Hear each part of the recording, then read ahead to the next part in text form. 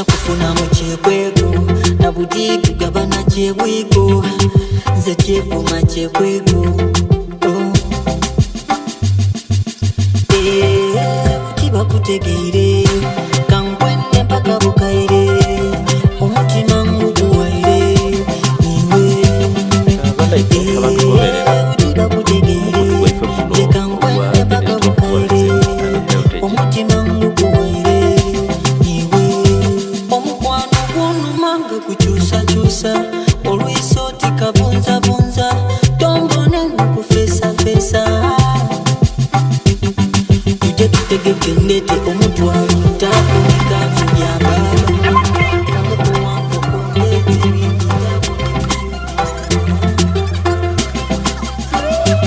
nkeire nakunwegera nkulina kuwaponya endala akamwenu kokanyonyogera.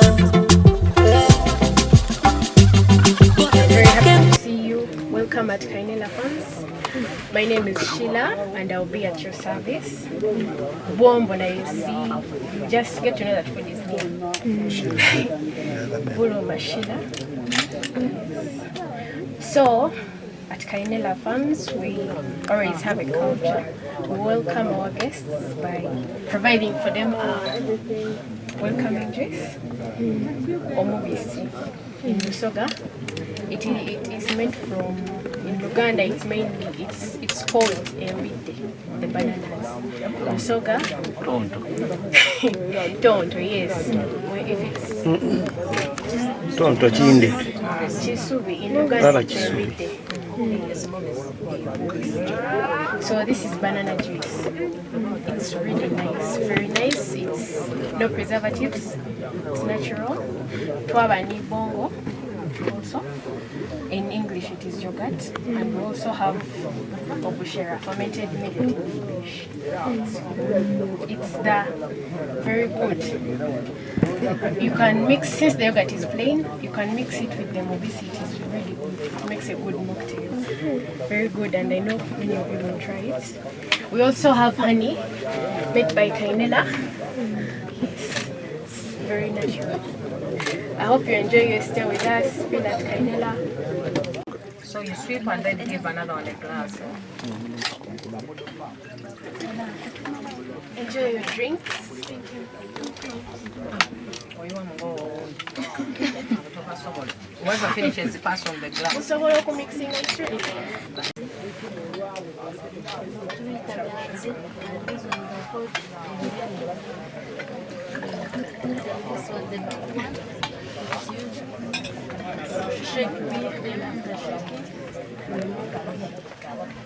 So B is there now.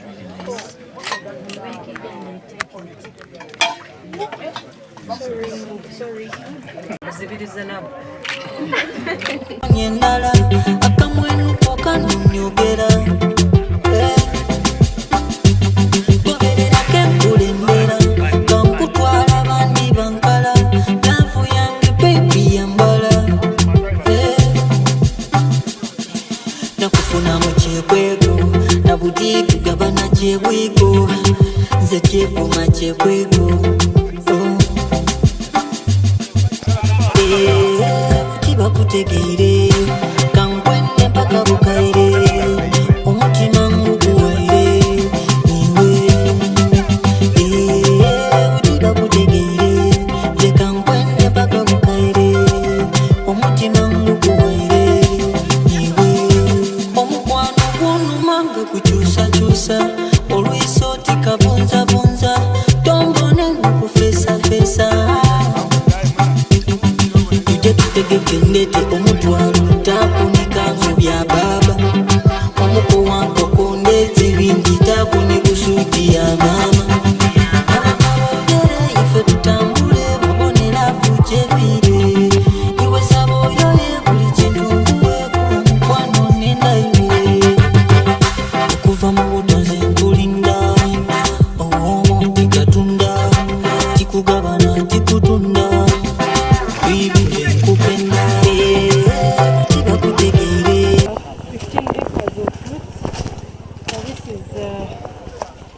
our mini orchard where we train people from, and in here we have apples, we have mangoes, we have pears,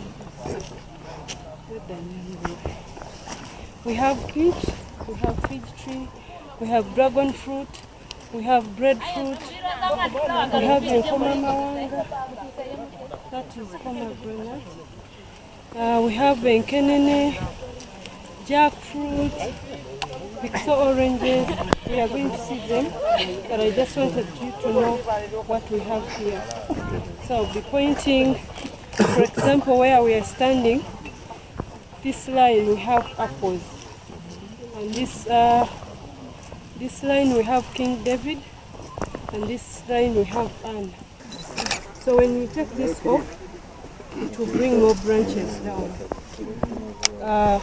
All apple trees, they're supposed to be short, not tall, and bushy. And then the other thing, when apples start flowering, you make sure you give enough water. I've heard science, people say apples don't grow everywhere. In a flat land. Yes. This is flat. To me, that's a no. Always try. Try out.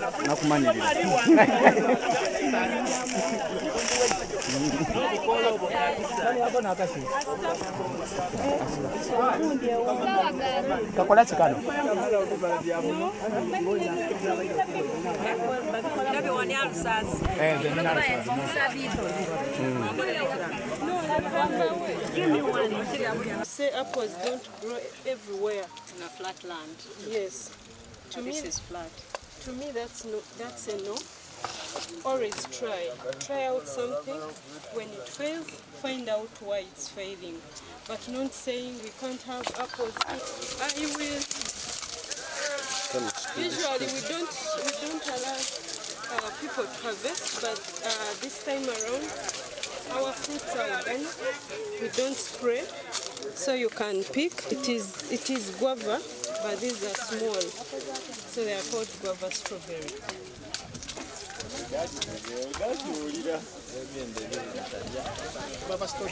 Bana harvest as you eat, don't harvest as you put in the bag. Yes. And dragon fruit is from Asia. You can eat it.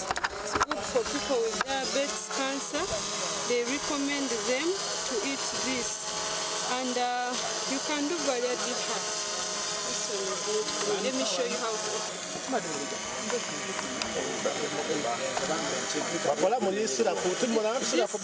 This particular one is white. It's very important. And business-wise, this particular tree you can.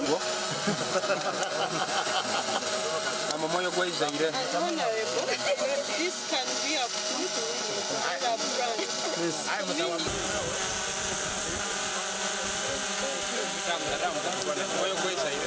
Cancer, owebyenda, cancer w'omusaayi. So niwo bw'olina omusaayi ng'olina mutono, olina akozesa kano. Eno bagyeta dragon fruit. Kino ekibala ekiddala buli omu dragon n'ekibala. Buli kyakulya lya.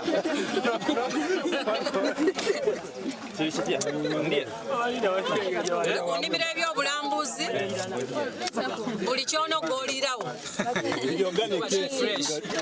Mama ekyo nga kiri fresh. This is the fig tree.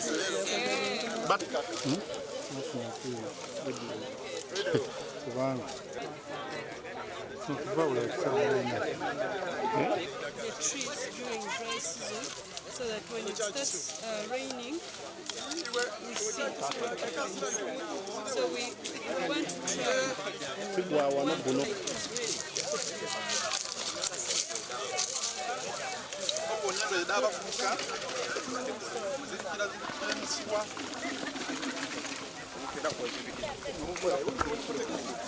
Abawuna akanwa balebe nako balabawuna mu kanwa.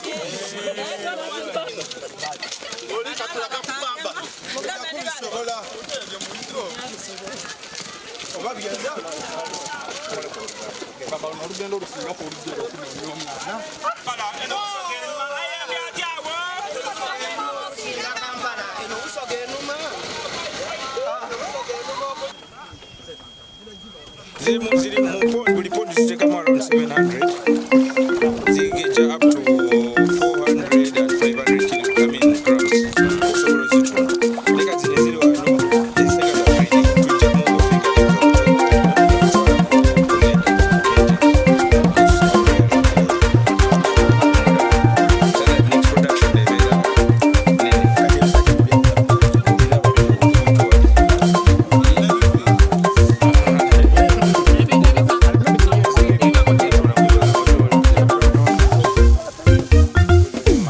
Sangaire inonzo kubabona abataka amaina tobuuza nza afandika dabada afungu wese bantu kyabasinga omulala buli bafosi nadyoke kabulawo okunandayira basaba mutyame entende nanduluza ensonga ale kona ku ndumi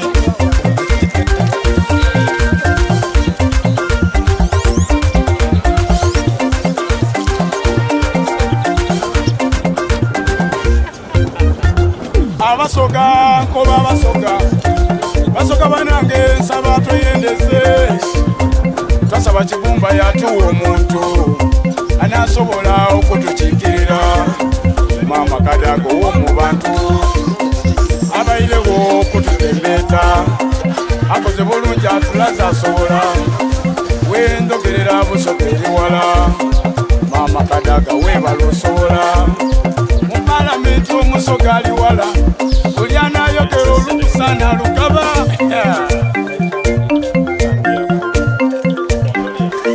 utimbasala abebugabula nabebusaya abenamasagali nabenamwendwa abekisozi abataka abebalawuli abewankole imwe abebulopa abekitayundwa ibala abebutansi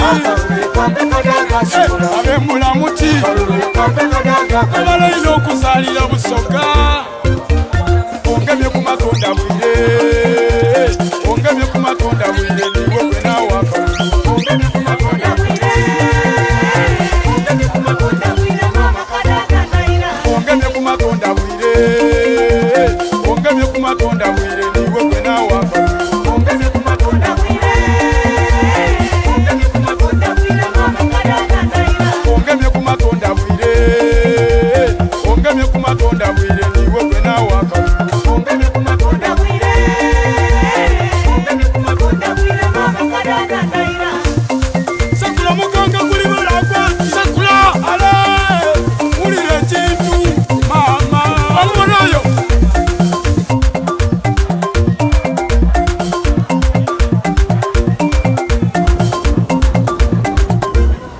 mama kadaga gwenkoba Plan International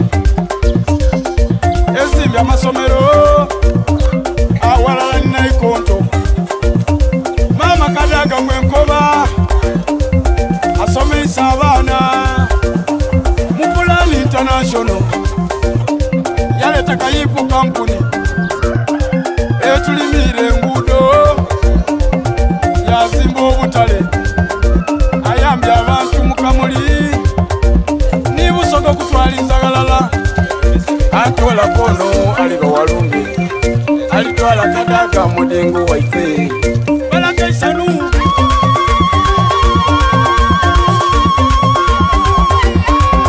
kankende mwabiri kankende mwasatu kale kankende gona gona mama kadaga chitimuguna kala abataka baliyeyo tumuwakalulu apande kadabada sengile ngolola adigide kungomeno libaiteka mwana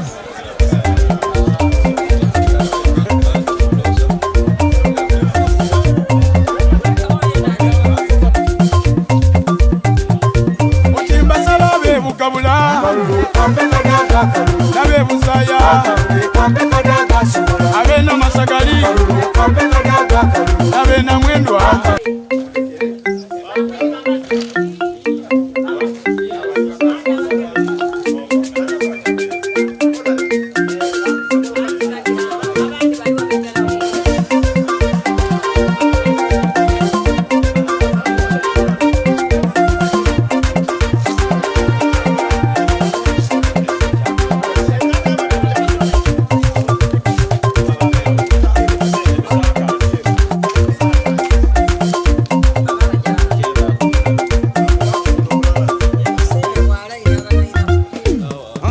mulaire ino nzo kubabona abataka amaina tobuuza nze afande kadabada afunku waise bantu kyabasinga omulala buli bafuusi nabyo kwekabulawo okunandayira basaba mutyame entende nanduluza ensonga ale kona ku nduumi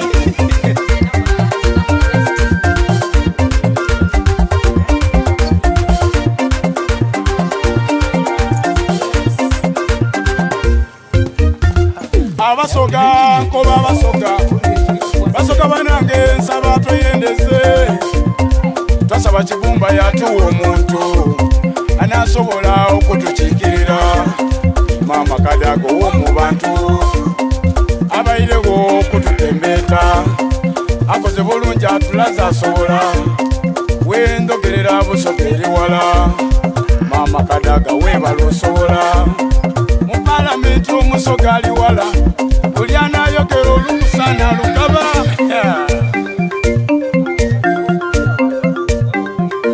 utimbasaba abebugabula abebusaya abenamasagali abenamwendwa abekisozi abataka abebalawuli abewankole imwe abebulopa abekitayundwa ibala abebutansi abemulamuti abalayina okuzalira busoga ongemye ku matonda bwire ongemye ku matonda bwire niwe gwe nawe akalulu ongemye ku matonda bwire ongemye ku matonda bwire ongemye ku matonda bwire ongemye ku matonda bwire niwe gwe nawe akalulu ongemye ku matonda bwire ongemye ku matonda bwire ongemye ku matonda bwire ongemye ku matonda bwire niwe gwe nawe akalulu ongemye ku matonda bwire ongemye ku matonda bwire sakula mukanga kuli balagwa sakula ale wulira ekintu maama omunayo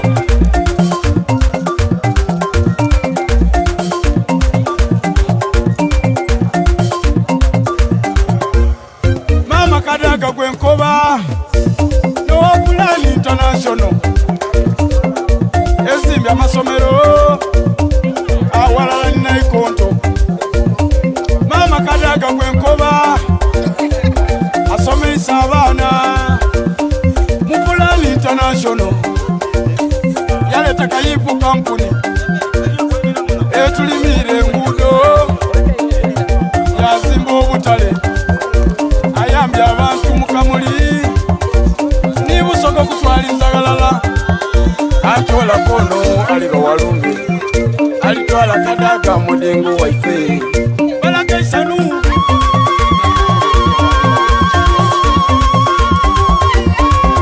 kankende mwabiri kankende mwasatu kale kankende gona gona maama Kadaga chitimuguna kala abataka balieyo tumuwa kalulu afande Kadabada nsenjire ngolola adigide ku ngoma eno libaiteeka mbwanya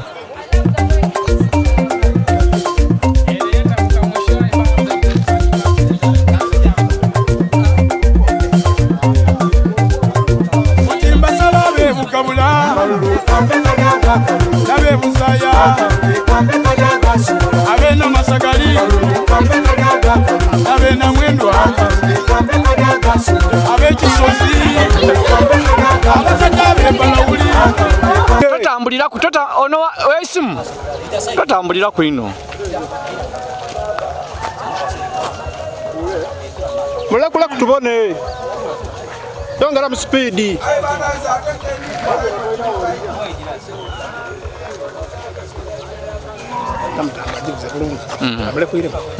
mirundi ebiri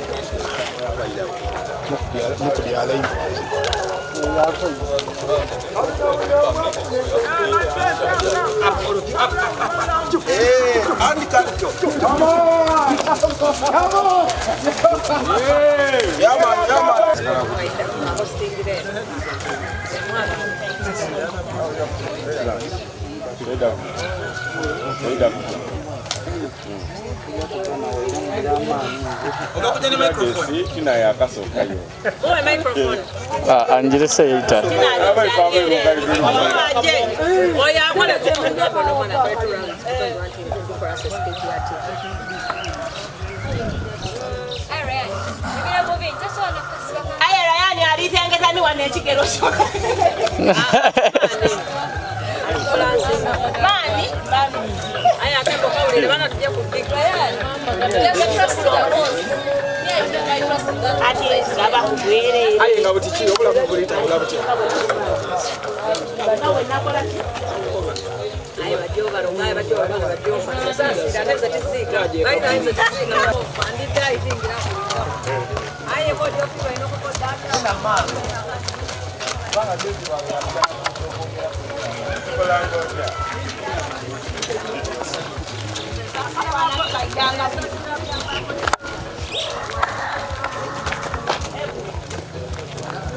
Bakule kulovuge.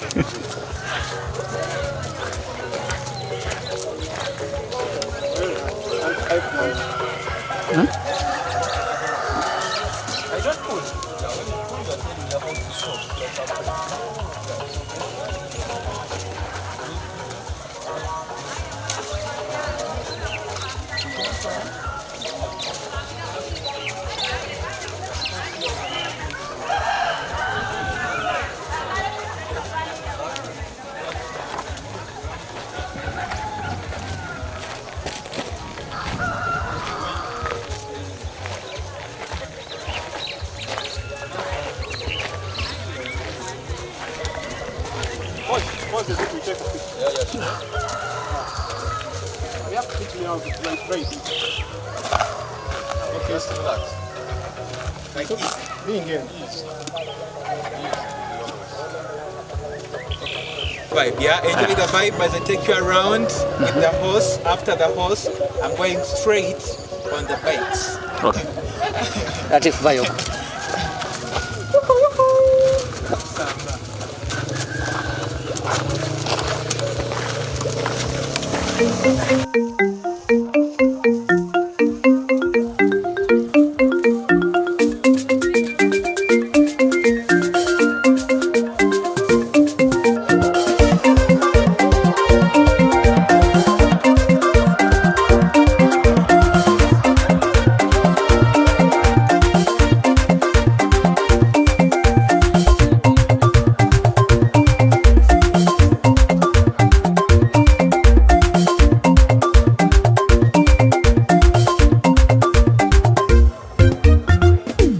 Sangaire inonzo kubabona abataka amaina tobuuza nze afande kadabada afungu wese bantu kyabazinga omulala buli baafuusi nadde okwekabulawo okunandayira basaba mutyame entende nanduluza ensonga ale kona ku nduumi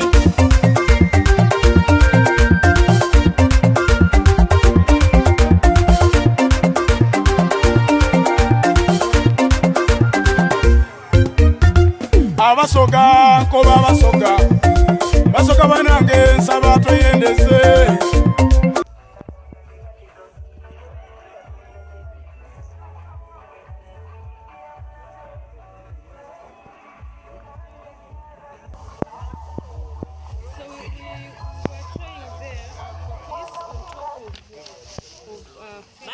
strawberries.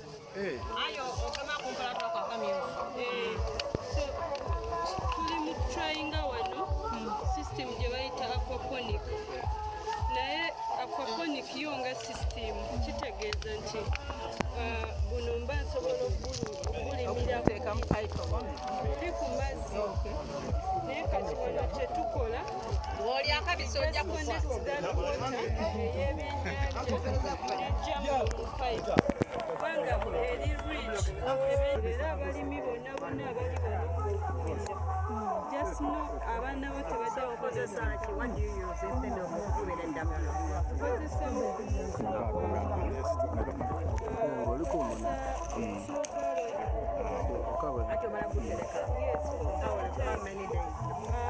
for 21 days. Ono butuka gwa kumeka.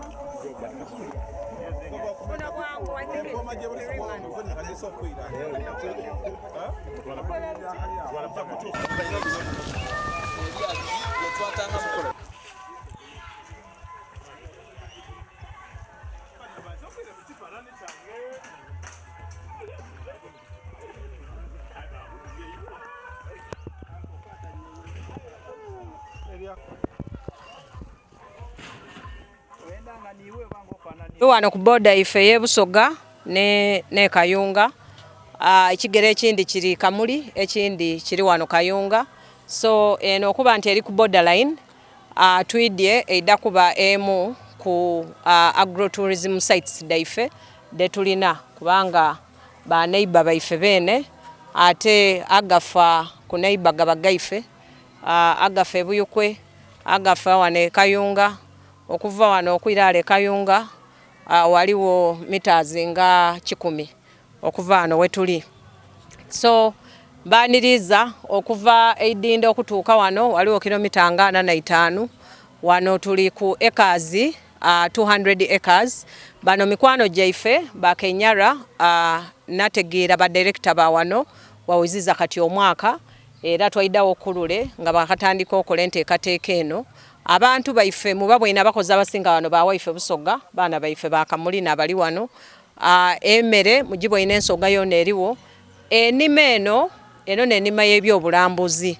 Tulambwire ebisolo, twalambula amaadi, twalambula ebibali, twalambula enanda, twalambula ebibira, twalambula ebibira ebyobulezi. Tubeere nga tutambula. Mbeera wano tulina n'ensozi ekagulu. Ennimiro oti neeno tugirina ewanyange aye tineneti ewanyange ya eka 30. Eno eri eka 200. Mugibwire nti jebeeta ennimiro ebyobulambuzi ebaamu awokusula yabaamu ennimiro. Tubwine ennimiro twabona ebinoni ebyendawulo ebiva mu nsi edda okuliya, twabona embuzi, twabona ente, tubwine ebika by'enkoko ebyendawulo mubibwine. Bwe tuviira awo tunwere ku mubisi ogwendo kikauchaze omubisi twano ku gundi ku Mudenene twamala awo wona batuwaku kuna amatage bakama twanwa ku Bongo mperano sadi waliwo n'ebigaali ebyokuvuga ebyabazungu ebibabire bikwide. Then wabaawo ni bu bicycle buno bwaife, twabaawo ni n'embalasi, twabaawo ni horse and camel dondo nadiriwo era mudibwine nga tulikwevugiraku. Ebintu bino byandawulo bingi awokusula mbwinewo balina okusula mirundi ebiri. Waliwo okusula wa cottages, twabaawo n'obuyumba obwo muidabu bona obwokusulamu. Wana abantu wetwidye n'awantu woida watandika otambula mbwine nga tulikulya ebibala. Ebibala ebyo woba olikulambula faamu eno n'ebintu by'okozesa okuyizaamu amaani okuyizaamu amaadi mu mubiri.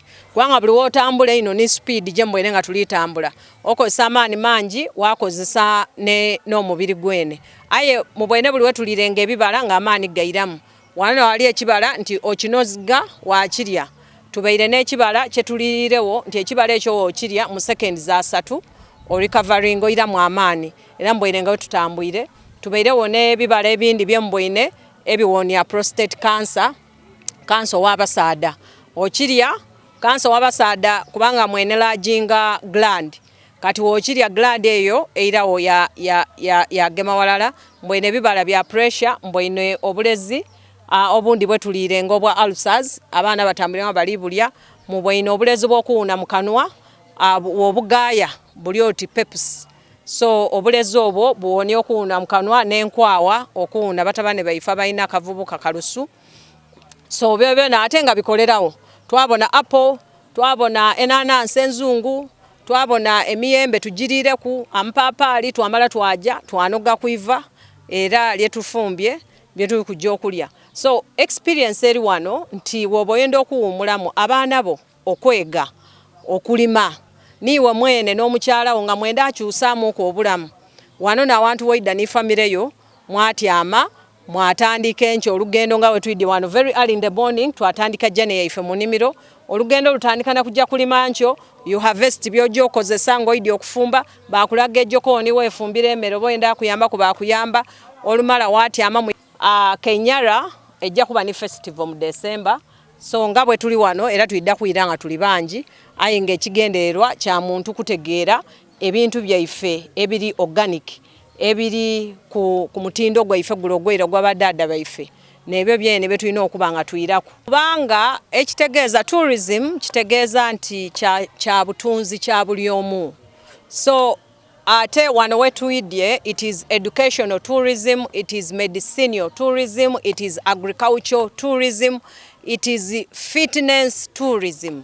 Nti ebyo bintu byonna byendogeire kumba mu byeze. Omuntu bw'oyidda wano oyidda waayega wayidda ndabibwa wa refreshing obwongo wamala waba happy wamala waba excited. So abembi lwaki purposely mbaleese olwaleero nti abaana baife babeire baweire mu ensi abasinga abembi ng'ebyokwemba byabawaaku nga batandika kwemba bintu byabowemu nga bazira content kyova obona nti isaife yasiima yataawo ekibiina sector ekulirwa aba TikTok yakati ayenda abaana ba promoting tourism through digital ni wano okuyidda wafuna content waja wampackaging wampromoting ate wafuna abantu abenda okuyidda wano wabaleeta abembi era obwera ntambulanga nabo ngamba buuza nti kiki mweze wate byokwemba tubifunye kubanga mperano omuntu abeeta iddi nti osooka wana omuntu oyo tulina enkoto eyagologokanga nga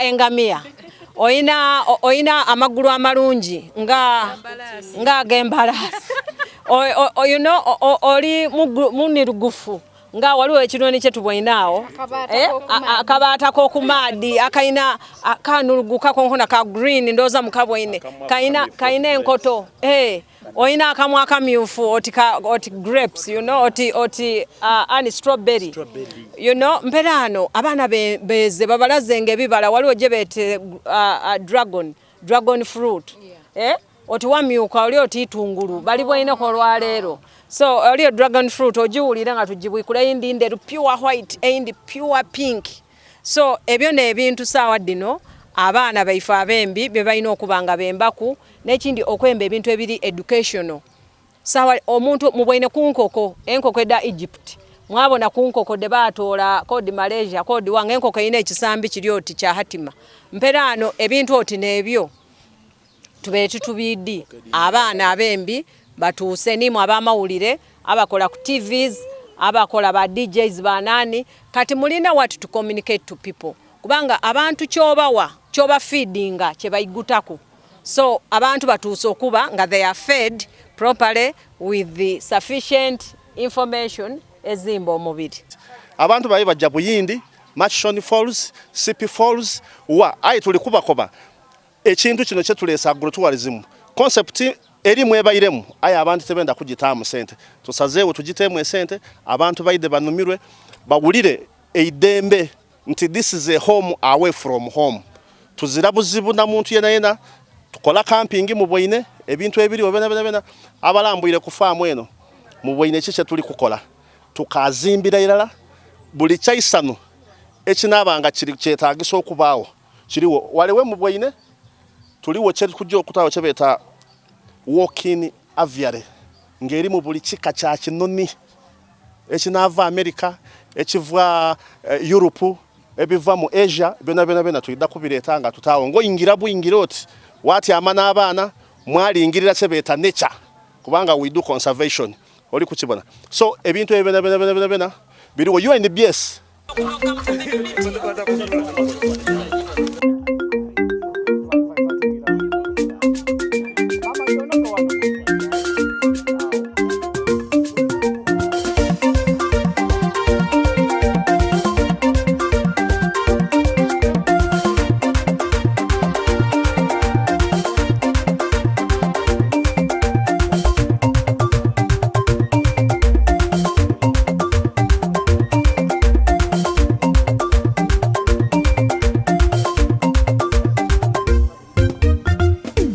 Sanga ile inonzo kubabona abataka amaina tobuuza nza afande kadabada afunku wese bantu kyabazinga omulala bakosi nabyofe kabula wokunandayira basaba mutyama etende nanduluza ensonga ale kona kundumi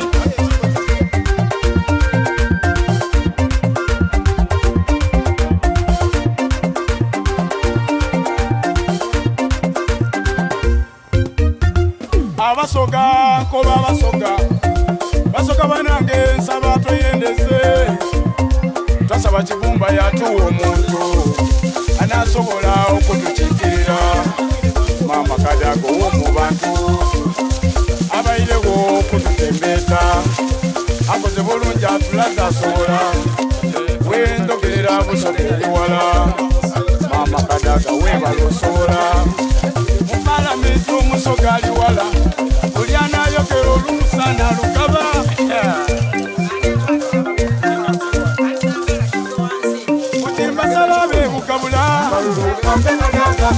abe busaya abe namasagali abe namwendwa abe kisozi abataka abe balawuli abe wankole imwe abe bulopa abe kitayundwa ibala abe butansi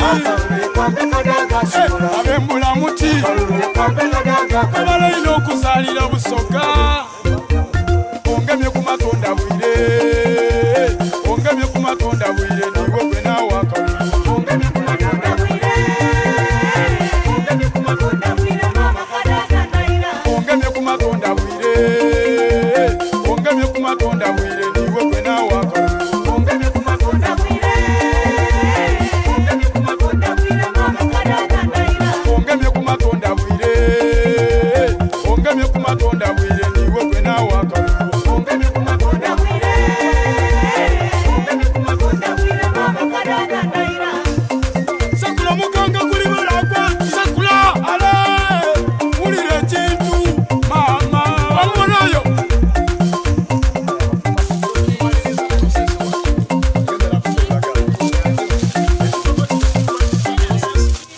mama kadaga gwenkoba Plan International ezimbi amasomero awalala naikondo mama kadaga gwenkoba asomesa abaana Plan International yaleta kayifu kampuni etulimi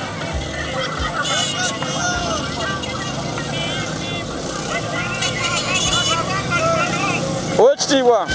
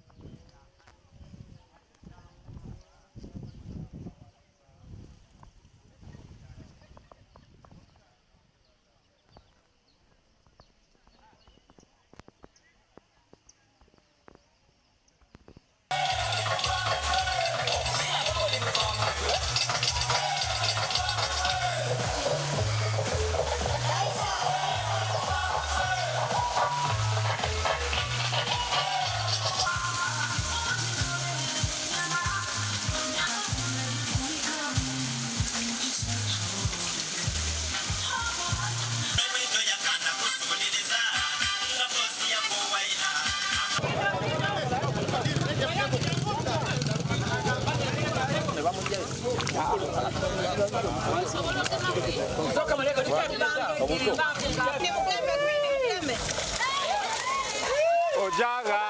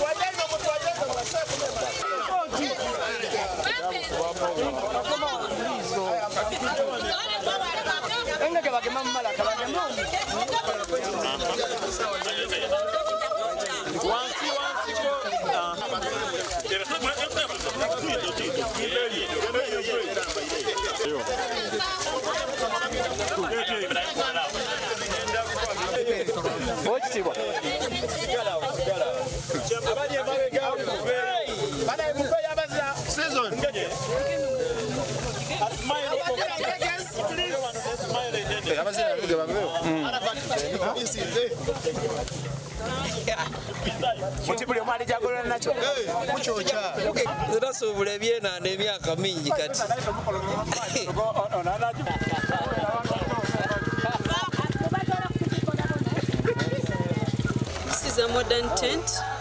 We are going to add curtains. Can we have the picture of this when it's done? In the video, this is the washroom and the toilet. So it's self-contained. How many do you have like this? We've ordered 8. From which country? From China. Yes. It's a dome. It's a dome, transparent. It's a dome. It's called a dome. You sleep here as you see animals. Yes. Yeah, you can view, you grab that. Yes. Even if you have insomnia, you sleep. We are there. This is real life. No. Sincerely speaking. So we are putting camping this side, and that's where wild animals are going to be. The giraffe, the zebra.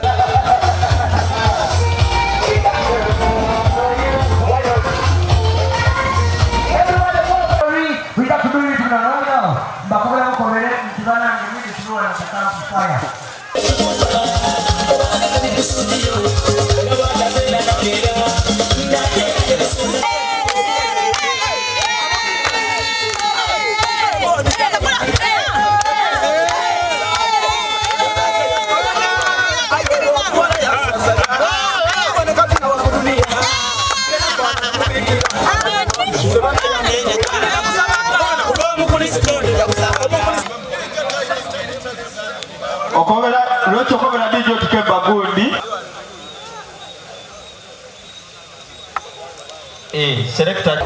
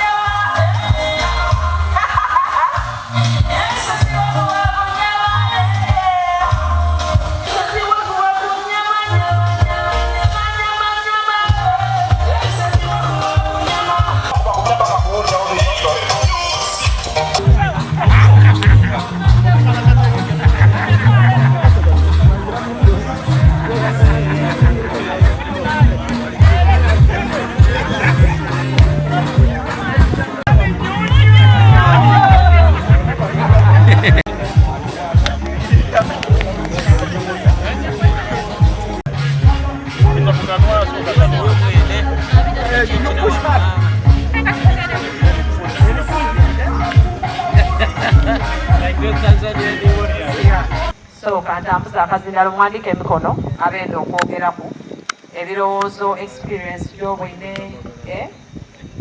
n'ekyofunye mu lwaleero.